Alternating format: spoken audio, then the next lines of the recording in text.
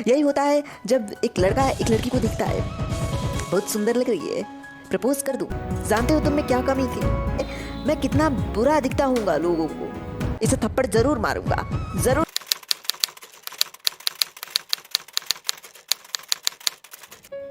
Hello guys, तो आज हम बात करेंगे ओवर थिंकिंग के बारे में। जिन लोगों के पास काम नहीं होता ना, खाली बैठे होते हैं, तो वो अपने दिमाग में ख्याली पुलाव पकाते रहते हैं।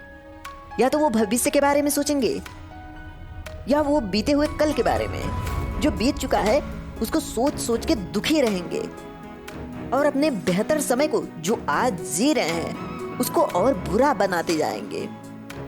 ओवर थिंकिंग करने वाला इंसान जो उसमें कमियां नहीं होती हैं, ओवर थिंकिंग के बाद उनका दिमाग उन कमियों को जन्म दे देता है। अगर मैं खूबसूरत हूँ तो मैं अपनी खूबसूरती को ना देखूं, उनमें कुछ बुराइयां, जैसे मेरे चेहरे पे पिंपल निकला है, मैं उस पिंपल्स को बार बार देखूं और ये सोचूं ये मेरे चेहरे पे इतना बुरा दिख रहा है, मैं कितना बुरा दिखता हूँगा लोगों को। और सिर्फ उस एक बुराई के कारण मैं अपने सुंदरता को नहीं देख पा रहा हूँ।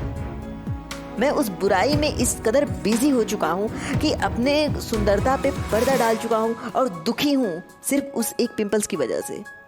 यही होता है जब एक लड़का एक लड़की को दिखता है, बहुत सुंदर लग रही है, प्रपोज कर दूं।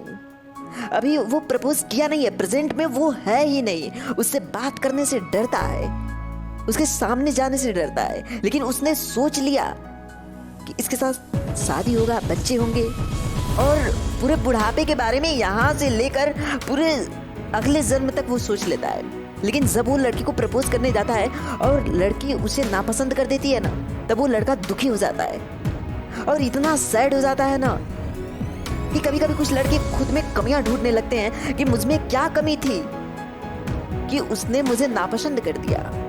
जानते हो तुम में क्या कमी थी?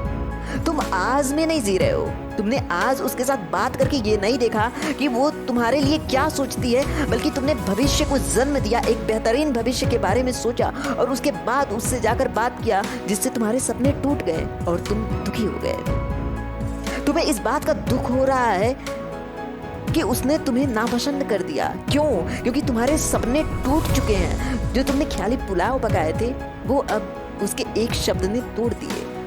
ओवर थिंकिंग करना बेहतर होता है, लेकिन जब आप समस्याओं से निकलने के बारे में सोचते हो तब बेहतर होता है। जब आप उस समस्या को जन्म देते हो जो समस्या आपकी जिंदगी में है ही नहीं, तब ओवर थिंकिंग सबसे बुरा होता है।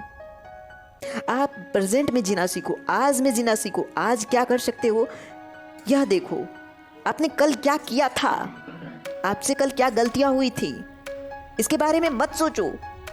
वो अब सही नहीं हो सकता। अगर सही हो सकता तो प्रेजेंट में जो करना है वो करो ना।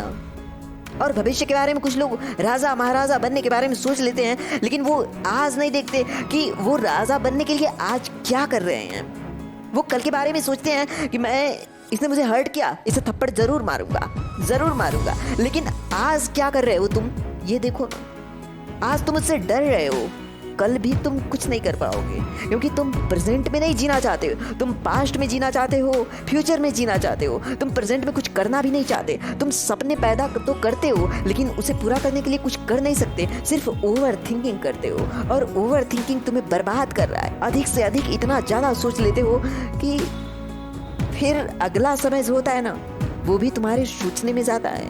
यही कि मुझे बेहतर करना है, मुझसे गलतियां हो गई, लेकिन मैं अब इसके आगे करना नहीं चाहता, बल्कि इसके आगे मैं सोचना चाहता हूँ।